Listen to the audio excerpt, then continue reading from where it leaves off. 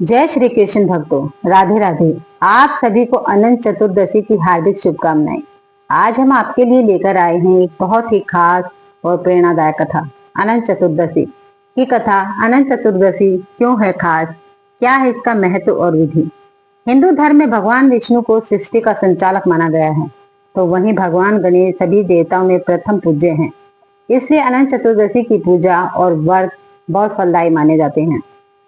हर साल भादो माह के शुक्ल पक्ष की चतुर्दशी तिथि को अनंत चतुर्दशी का पर्व मनाया जाता है। इस दिन को अनंत चतुर्दश के नाम से भी जाना जाता है। दरअसल इस दिन में सिर्फ 10 दिनों तक चलने वाले गणेश उत्सव का समापन होता है, बल्कि विष्णु भगवान की पूजा भी की जाती है। ऐसे में लोग जानते हैं अनंत चतुर्दशी की पौराणिक कथा। एक बार महाराज युधिष्ठिर ने राजसूय यज्ञ किया। उस समय यज्ञ मंडप का निर्माण सुंदर तो था ही, अद्भुत भी था। यह यज्ञ मंडप इतना मनोरम था कि जल व थल की भिन्नता प्रतीत ही नहीं होती थी। जल में स्थल तथा स्थल में जल की भांति प्रतीत होती थी। बहुत सावधानी करने पर भी बहुत से व्यक्ति उस अद्भुत मंडप में धोखा खा चुके थे। एक बार कहीं से टहलते टहलते दुर्योधन भी उस यज्ञ मंडप में आ गया और एक तालाब को स्थल समझ उसमें गिर गया। द्रौपदी ने उसे देखकर अंधों की संतान अंधी कहकर उसका उपहास किया। इससे दुर्योधन चिढ़ गया था। यह बात उसके हृदय में बाण समान लगी। उसके मन में द्वेष उत्पन्न हो गया और उसने पांडवों से बदला लेने की ठान ली। उसके मस्तिष्क में उस अपमान का बदला लेने के लिए विचार उपजने लगे।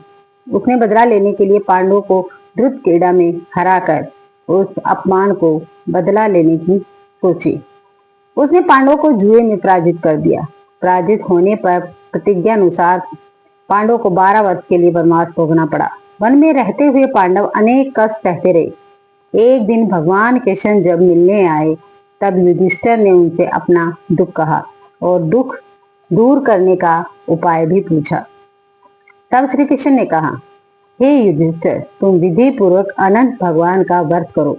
इससे तुम्हारा सारा कष्ट दूर हो जाएगा और तुम्हारा खोया राज्य पुनः प्राप्त हो जाएगा। इस संदर्भ में श्री कृष्ण ने उन्हें एक कथा भी सुनाई। प्राचीन काल में सुमंत नाम का एक नेक तपस्वी ब्राह्मण था। उसकी पत्नी का नाम दीक्षा था। उसकी एक परम सुंदरी, धर्मपरायण तथा ज्योतिर्मय कन्या थी, जिसका नाम सुशीला था। सुशीला जब बड़ी हुई तो उसकी माता दीक्षा की मृत्यु हो गई थी। पत्नी के मरने के बाद सुमंत ने ककरसा नामक स्त्री से दूसरा विवाह किया। सुशीला का विवाह ब्राह्मण सुमंत ने कौंडिन्य ऋषि के साथ कर दिया। विदाई में कुछ देने की बात पर ककरसा ने दामाद को कुछ ईंटे और पत्थरों के टुकड़े बांध कर दे दिए। कौंडिन्य ऋषि दुखी हो अपनी पत्नी को लेकर अपने आश्रम की ओर चल दिए, परंतु रास्ते में ही रात हो गई। वे नदी तट पर संध्या करने लगे। सुशीला ने देखा वहां पर बहुत सी स्त्रियां सुंदर वस्त्र धारण कर किसी देवता की पूजा कर रही हैं। सुशीला के पूछने पर उन्होंने विधि पूर्वक अनंत व्रत की महत्ता बताई। सुशीला ने वही व्रत का अनुष्ठान किया और 14 गांठों वाला डोरा हाथ में बांधकर ऋषि कौंडिन्य के पास आ गई। कौंडिन्य ने सुशीला से डोरे के बारे में पूछा तो उसने सारी बात बता दी। उन्होंने डोरे को तोड़कर अग्नि में डाल दिया। इससे भगवान अनंत जी का अपमान हुआ। परिणामत ऋषि कौंडिन्य दुखी रहने लगे। उनकी सारी संपत्ति नष्ट हो गई। इस दरिद्रता का उन्होंने अपनी पत्नी से कारण पूछा तो सुशीला ने अनंत भगवान का डोरा जलाने की बात कही। पश्चाताप करते हुए ऋषि कौंडिन्य अनंत डोरे की प्राप्ति के लिए वन में चले गए। वन में कई दिनों तक भटकते भटकते निराश होकर एक दिन भूमि पर गिर पड़े। तब अनंत भगवान प्रकट होकर बोले, हे कौंडिन्य, तुमने मेरा तिरस्कार किया था, उसी से तुम्हें इतना कष्ट भोगना पड़ा। तुम दुखी हुए, अब तुमने पश्चाताप किया है, मैं तुमसे प्रसन्न हूँ। अब तुम घर जाकर विधि पूर्वक अनंत व्रत करो। 14 वर्ष पर्यंत व्रत करने से तुम्हारा दुख दूर हो जाएगा। तुम धन धान्य से संपन्न हो जाओगे। कौंडिन्य ने वैसा ही किया और उन्हें सारे कलेशों से मुक्ति मिल गई।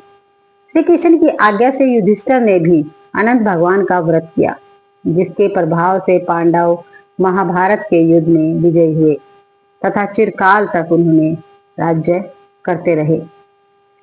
क्यों है बेहद खास अनंत चतुर्दशी? अनंत चतुर्दशी की खासियत के पीछे की रोचक कहानी है। पौराणिक कथा के मुताबिक इस दिन भगवान विष्णु ने 14 लोगों की रक्षा करने के लिए 14 रूप धारण किए थे, इसलिए यह पर्व खास माना जाता है। यही वजह है कि इस दिन विष्णु जी के अनंत रूपों की पूजा की जाती है। साथ ही 14 गांठ वाला सूत्र कलाई पर बांधा जाता है।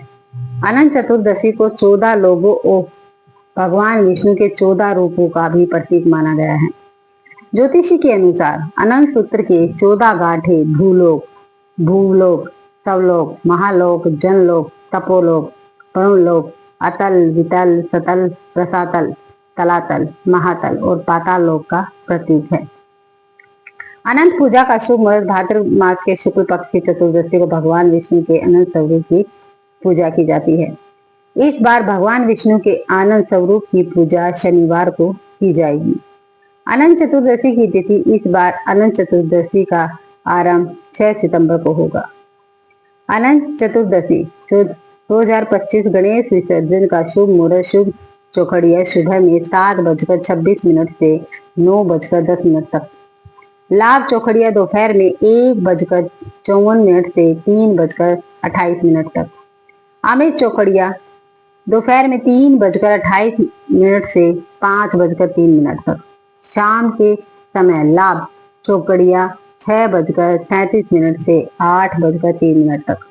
शाम के समय शुभ चौखड़िया 9:32 से 10:55 तक। अमृत काल दोपहर में 12:50 से 2:23 तक। गोधूली मुहूर्त शाम में 6:37 से शाम में 7 बजे तक। अनंत चतुर्दशी गणेश विसर्जन की विधि। इस दिन गणेश जी का विसर्जन करें। उस दिन विधिवत पूजा करने के बाद ही हवन करें। इसके बाद एक लकड़ी की चौकी लें, उस पर स्वास्तिक बनाकर अक्षत रखें। उसके बाद ऊपर से गुलाबी रंग का कपड़ा बिछाएं। कपड़ों के चारों तरफ सुपारी रखें। फिर जयकारे लगाते हुए गणेश जी की प्रतिमा इस चौकी पर स्थापित कर दें। इसके बाद गणेश जी की फिर से आरती करें और उन्हें भोग लगाएं। उनके सामने फल और मोदक रखें। गणेश जी को नए वस्त्र पहनाएं।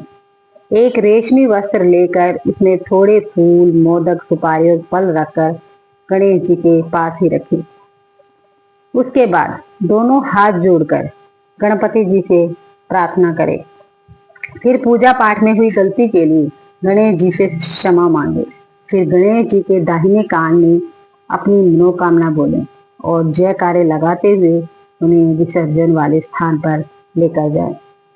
विसर्जन के दौरान गणेश जी की कपूर से आरती करें, फिर उनका विसर्जन कर दें। भाद्रपद माह के शुक्ल पक्ष की चतुर्दशी तिथि पर अनंत सुख देने वाला अनंत चतुर्दशी का व्रत किया जाता है।